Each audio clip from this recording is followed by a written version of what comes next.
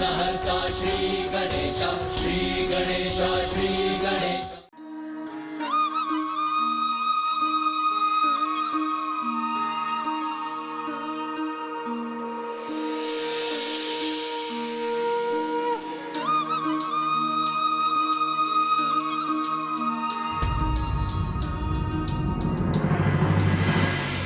भाभीसा के हृदय पर जो चोट लगी है उसने उन्हें अवाक कर दिया है।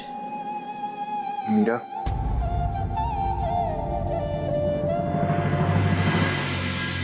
मीरा, आपका दुख मैं समझता हूं। आप मायके जाएगी तो अपनों से मिलकर कुछ दुख कम होगा। वहां आपके पिताजी साहब भी आपकी प्रतीक्षा कर रहे होंगे। मेरे गिरधर गोपाल मुझसे मिलने आने वाले हैं, मुझे लेने आने वाले हैं, तो फिर मैं और कहीं कैसे जा सकती हूँ? भाभी साहब, हाँ, मुझसे अभी यही तो कहा मेरे गिरधर गोपाल ने कि वो यहाँ मुझे लेने आने वाले हैं। आप मीरा की चिंता मुझ पर छोड़ दीजिए।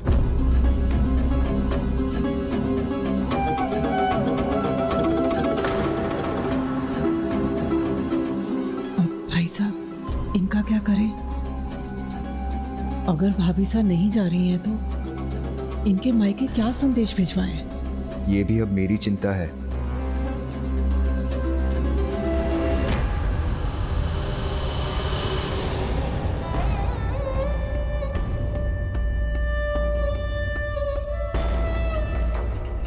भाभीसा, ऐसे वक्त में आप अपने मायके में रहेंगी तो आपको और उनको सबको अच्छा लगेगा। मुझे तो तब अच्छा लगेगा जब मेरे गिरधर गोपाल मुझे स्वयं लेने आएंगे।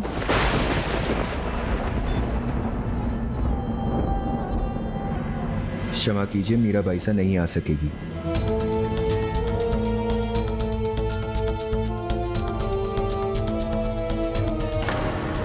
भाई साहब, भाभीसा को भक्ति में बावरे होते हमने पहले भी देखा है, परंतु अब तो उनका बावरापन सारी हदें ही पार कर चुका है। उन्हें तो अपनी माँ तक की चिंता नहीं रही। भाई साहब,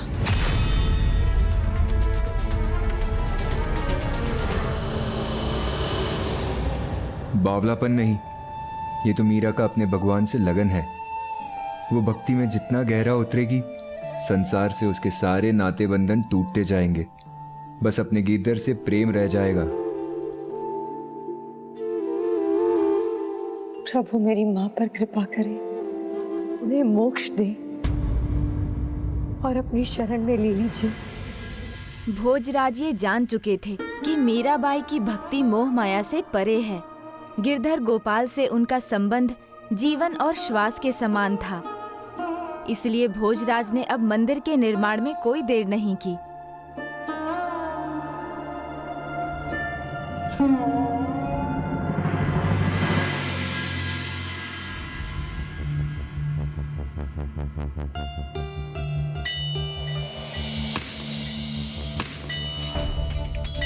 देवमल, मंदिर निर्माण का काम ऐसा होना चाहिए कि मीरा के गिरधर गोपाल और साधु संतों सबके मन को भाए। हमें इस बात का ध्यान रखना चाहिए। पर उदाबाई के मन में तो कुछ और ही था। वो अपने भाई सा के दाम्पत्य सुख के लिए मीराबाई को उसकी गिरधर भक्ति से निकालने का प्रयास करने जा रही थी। सावन का झूला उत्सव होना तो बहुत ही जरूरी है। किंतु उदाबाई सा, हम जानते हैं इस साल हमारे पति का आना मुश्किल है, परंतु इस साल ये उत्सव हमारे लिए नहीं, इन दोनों के लिए है। एक तो सावन का ये सुहाना मौसम, उस पर बलखाता झूला किसी को भी रिझाने के लिए काफी है। और इसी उत्सव के बहाने भाई साहब अपने कार्य से और भाभी साहब अपनी भक्ति से समय निकालकर एक दूसरे को समय दे सकेंगे, एक दूसरे को समझकर एक अलग ही जुड़ाव का अनुभव कर सकेंगे। सभी नवविवाहित दंपतियों को आमंत्रित करो राज बागान में प्रेम का झूला लगेगा, प्रेम की वर्षा होगी।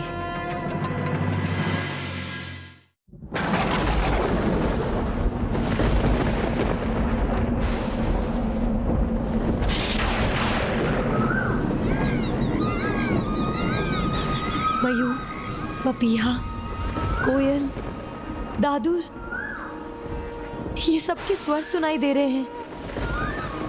कहीं ये मेरे प्रभु का कोई संकेत तो नहीं? नहीं रानीसा, आप पहले बुखार में तप रही थी, तो इस बारिश में बाहर क्यों है? सावन में मोर को, पपीहे को, कोयल को, दादुर को, कहीं इनमें से कोई मेरे प्रभु का संदेश लाया हो। फिर कोई संदेश मिला आपको? लगता है मेरे गिरधर अभी तक कोई संदेश नहीं भेजा है। यदि भेजा होता तो मैं अब तक समझ गई होती।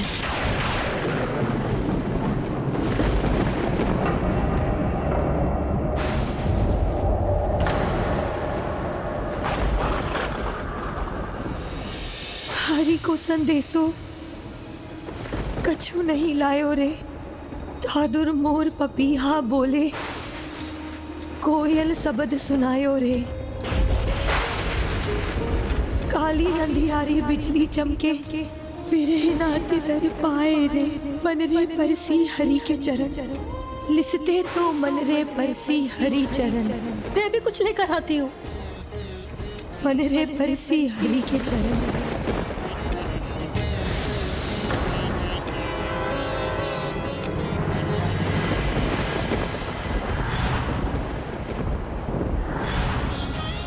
ये वृक्ष तो वैसा ही है जिसका संकेत प्रभु ने दिया था, बस केवल झूला नहीं है।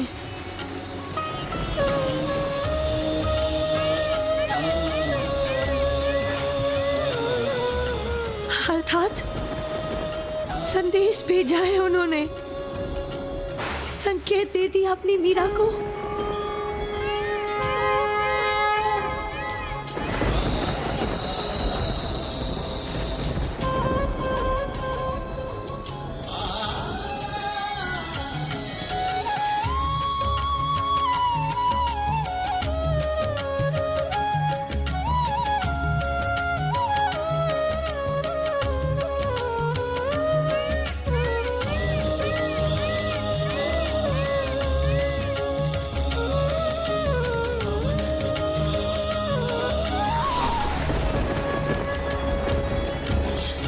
मेरे प्रभु,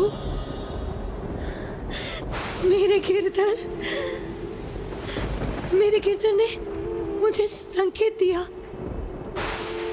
मेरे गिरधर को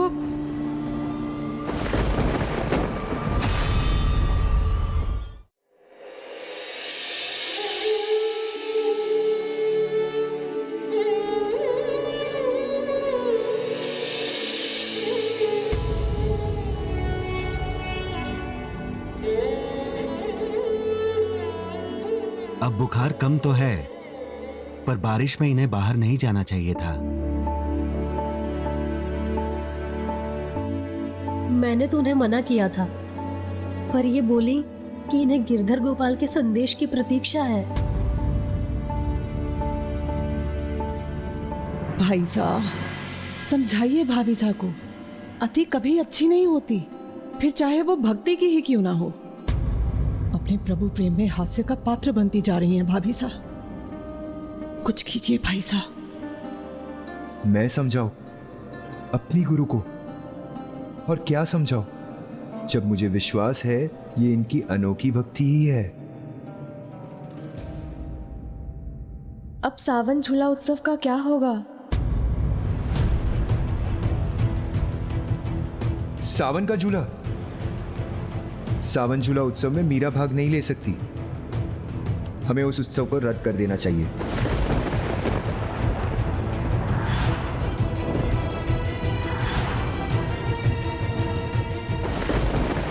उचित है, मीराबाई स्वस्थ नहीं है तो इस उत्सव का भी कोई लाभ नहीं।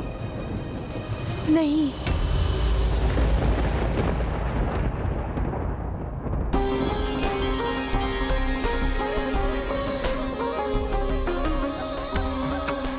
झूला उत्सव होने दीजिए, रोकिए मत उसे। नहीं, उसकी कोई जरूरत नहीं। आप स्वस्थ नहीं हैं भाभी साहब। भाभी साहब, संभल कर, आराम से। नहीं उदा भाई साहब, मैं अपने आप को इतने सुंदर उत्सव से वंचित नहीं रखना चाहती। इसे रद्द मत कीजिए। किंतु मीरा भाई साहब, आप एक दिन से ज्यादा बेहोश थी।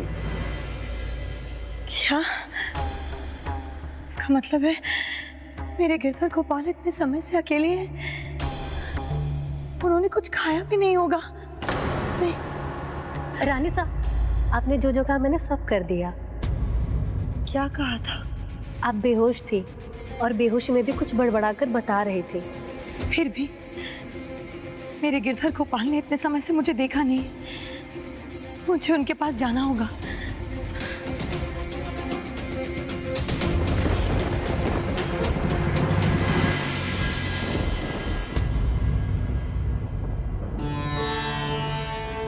अब तो मेरा विश्वास और दृढ़ हो गया है। सावन का झूला उत्सव बहुत जरूरी है। ये उत्सव हमें करना ही होगा।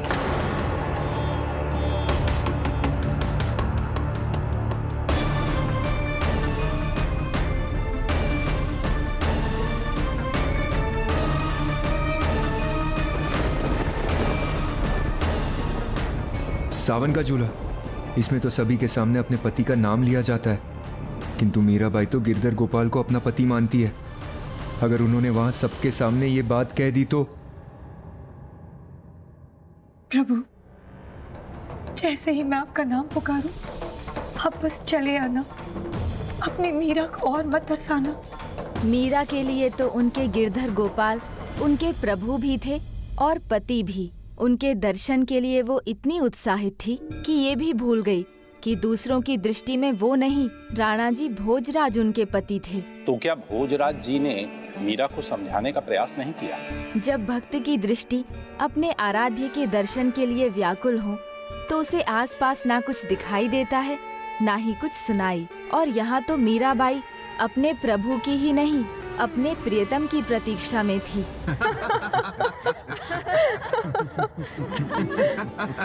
सावन के झूला उत्सव का इंतजार तो हमें पूरे साल ही रहता है। इस साल भी बहुत आनंद आएगा।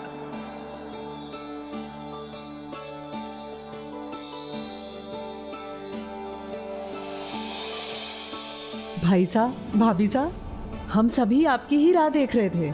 इस उत्सव में सभी नव विवाहिताएं दुल्हन बनकर आएंगी। ये देखिए।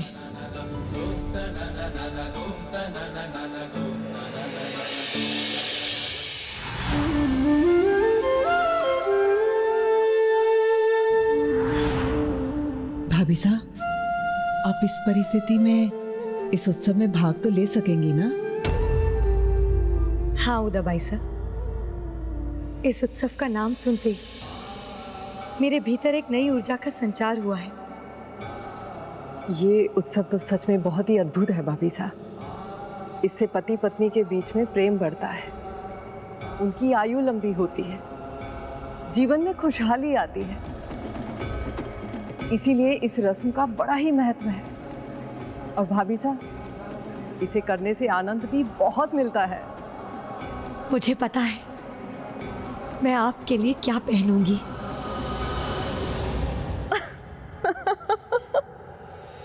लीजिए भाई साहब, भाभी साहब तो अभी तैयारियों में लग गई। मुझे लगता है इस उत्सव से आप दोनों पति पत्नी के रूप में और निकट आ सकेंगे। वैसे ये उत्सव कहाँ होगा?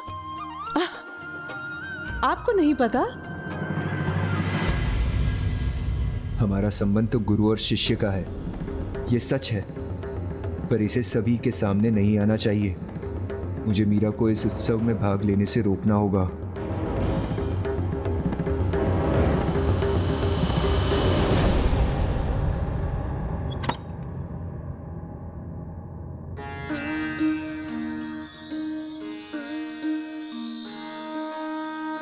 इस संदूक में होगा।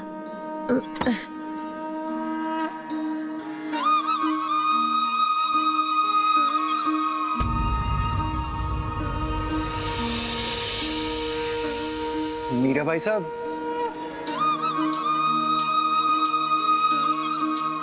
क्या ढूंढ रही है? कुछ खो गया है क्या? मिल गया।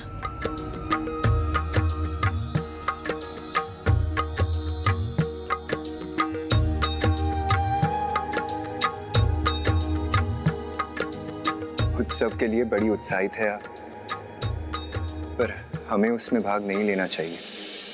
आप परिवार के, समाज के सभी लोग होंगे और आपको बुखार भी है। भगवान ने एक बहाना और दे दिया है। लगता है उत्सव में जाने का आपका बड़ा मन है।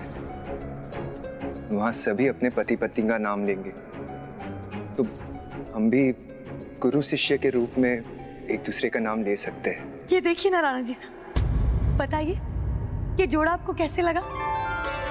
ये वही जोड़ा है जो मेरे गिरधर गोपाल ने मेरे लिए द्वारका से भेजा था जब वो मुझसे विवाह करने आए थे। मैं ये उत्सव में यही पहनूंगी। जब मेरे प्रभु आएंगे ना तो देखकर बहुत ही प्रसन्न होंगे। वो आएंगे, पूरा यकीन है आपको? आएंगे राणा जी साहब, वो अवश्य आएंगे। और इस बात का संकेत वो मुझे काफी दिनों से दे रहे हैं। मैं दिखाती हूँ।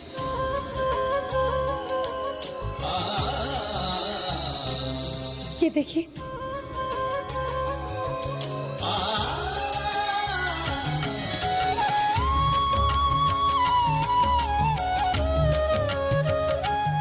और ये तो बस एक ही संकेत है। और किंतु वहां इतने सारे लोग होंगे, उनका क्या करेंगे हम? जब मेरे गिरधर गोपाल स्वयं वहां आएंगे ना तो ये सारी चिंताओं का कोई अर्थ नहीं होगा। और मैंने जो कहा वही करेंगे ना हम, एक दूसरे का नाम लेंगे ना।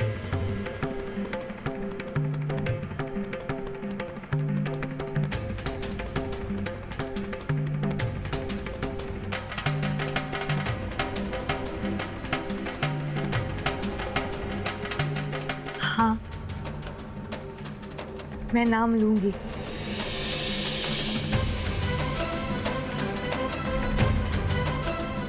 मैं प्रभु का नाम लूंगी और वो मेरे सामने होंगे।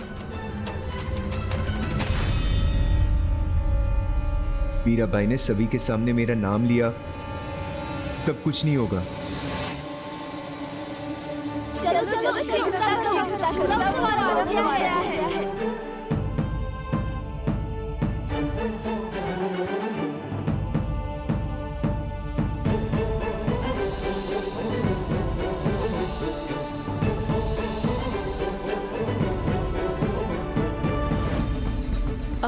उदाबाई साहब, सारे अतिथि आ चुके हैं। अब उत्सव शुरू करने में देर उचित नहीं। और सभी तो आ गए, लेकिन आज यहाँ जिन सबसे महत्वपूर्ण दंपति को होना चाहिए था वो कहाँ हैं? कहाँ है रानी जी साहब, राणा जी साहब?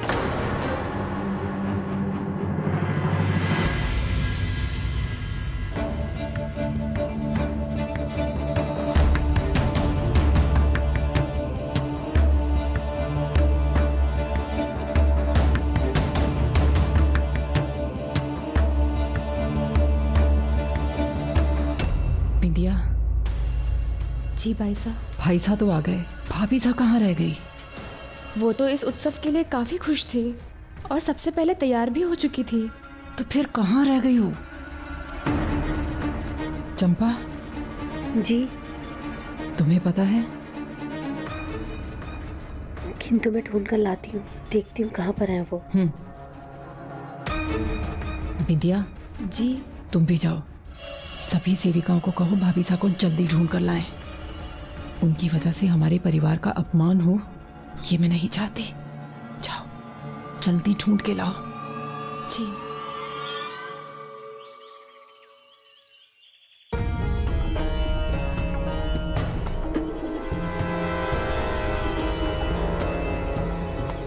उदाबाई साहब, वो अपने कक्ष में नहीं है। भाई साहब, वो गिरधर गोपाल के पूजा कक्ष में भी नहीं है। मैंने तो पूरा महल देख लिया, वो कहीं भी नहीं है।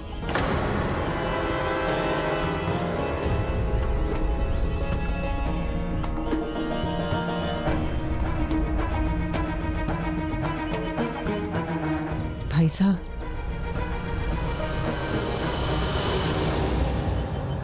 भाई साहब, पति पत्नी के इस उत्सव में आपकी पत्नी भाभी साहब कहाँ है? उनके बिना ये उत्सव शुरू नहीं हो सकता भाई साहब। देखिए, सभी उनका इंतजार कर रहे हैं।